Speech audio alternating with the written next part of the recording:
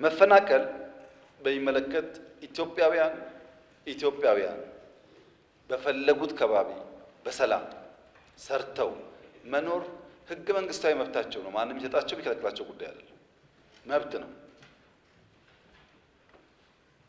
የተፈናቀሉ ሰዎች መመለስ ይፈልጋሉ። ቀድሞ የነበሩበት ከባቢም ይምጡልን ይላል። ማን የያዛቸው ነው ጉዳዩ። ለምሳሌ ጦርነት ሲጀመር ትግራይ ከኢሉባቦር ሸሽተው ትግራይ የሄዱ ሰዎች ነበሩ፣ አርሶ አደሮች። የተከበረው ምክር ቤት ከዛ አካባቢ የመጣችሁ ሰዎች ኢሉባቦር ስትሄዱ አጥሩ ይሄን ጉዳይ ትክክለኛ መረጃ ነው። ሰዎቹ ሸሽተው ትግራይ ገብተዋል። ኢሉባቦር ያሉ አርሶ አደሮች ከነሱ ማሳ ቡና ለቅመው ሽጠው ገንዘቡን በአካውንታቸው ያስገባሉ። ሰዎቹ የሉ ከእርሻቸው ላይ የተመረተ ምርት ሽጠው ገንዘቡን በራሳቸው አካውንት ያስገባሉ።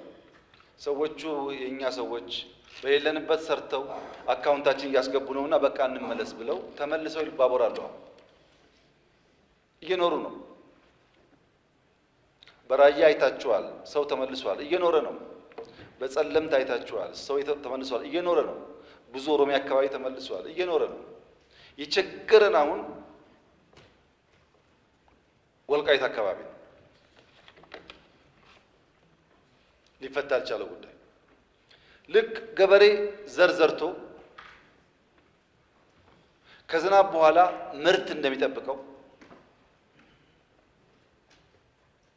አምኖ ዘር ዘርቶ ከሆነ ወራት በኋላ የተሻለ ያፍራል ብሎ እንደሚጠብቀው ስደት፣ መፈናቀል፣ ስቃይ ዘርተው ከሌሎች ኃይል እርዳታ የሚጠብቁ ሰዎች አሉ። ስቃይ ዘርተው፣ መከራ ዘርተው፣ ችግር ዘርተው የተፈናቀልን አትሄድም ብለው ይዘው ማለት ነው። ተፈናቃይ ያልተመለሰበት አካባቢ ሰው እንዳይመለስ ለፈለገ ሳይሆን ሰዎቹ መመለስ ስለማይፈልጉ ሳይሆን ተፈናቃይን መያዣ ያደረገ ፖለቲካ ኢትዮጵያ ውስጥ በመኖሩ ነው።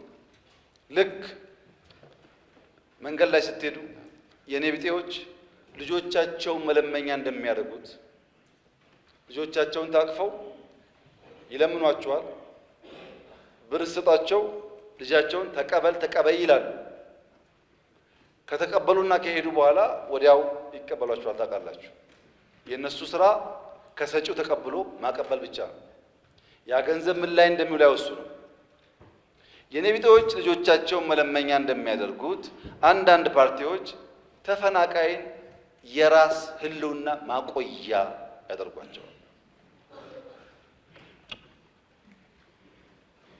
ይህን ለማሻሻል ብዙ ሙከራ ተደርጓል። ብዙ ስራ ተሰርቷል። የወልቃይት አካባቢ ነዋሪዎች ከትግራይ የሚፈናቀሉ፣ ከወልቂጤ የሚፈናቀሉ፣ ከአሶሳ የሚፈናቀሉ ወልቃይት በሰላማዊ መንገድ መኖር 100% መብታቸው። ይሄ የፌዴራል መንግስት በጽኑ የሚያምነው ጉዳይ ነው። ነገር ግን ወልቃይትን በሚመለከት ሁላችሁም ታውቃላችሁ፣ ሚስጥር አይደለም። የይገባኛል ጥያቄ በአማራና በትግራይ ክልል ለረጅም ጊዜ ቆይቷል።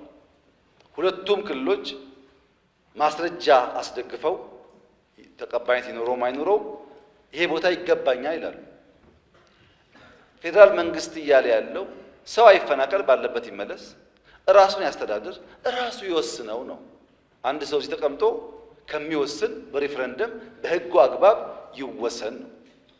ለምን ማን መወሰን ይችላል? አሁን በዛ ህዝብ ህልውናና መሻት ላይ ማን ከእናንተ መካከል መወሰን ይችላል?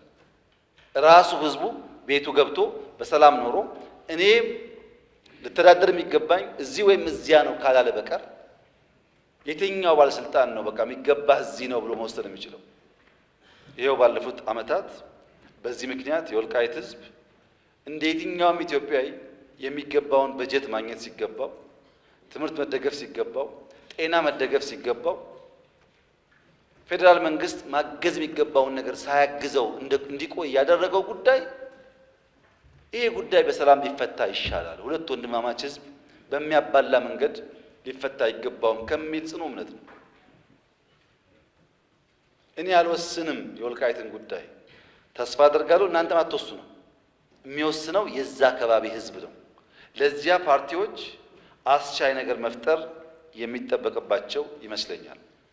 ነገር ግን ከትግራይ ሰው ተፈናቅሎ አማራ ክልል፣ ኦሮሚያ፣ አዲስ አበባ አይኖርም ወይ ያላችሁኝ እንደሆነ በትግራይ ውጊያ የተሳተፉ ወታደሮች የትግራይ ህዝብ አይደለም የተሳተፉ ወታደሮች አሁን ጫካ ብትሄዱ ስራ ላይ ናቸው፣ ፕሮጀክት ይሰራሉ። ወታደሮች አዲስ አበባ ውስጥ ሞልተዋል፣ አርባ ምንጭ ሞልተዋል፣ ሐዋሳ ሞልተዋል። ሀገራቸው ነው። በሌላውም አካባቢ ይሄ የአጭር ጊዜ ድልን ታሳቢ ያደረገ በዘላቂነት ህዝብ የሚጎዳ ነገር ማድረግ ተገቢ አይመስለኝም።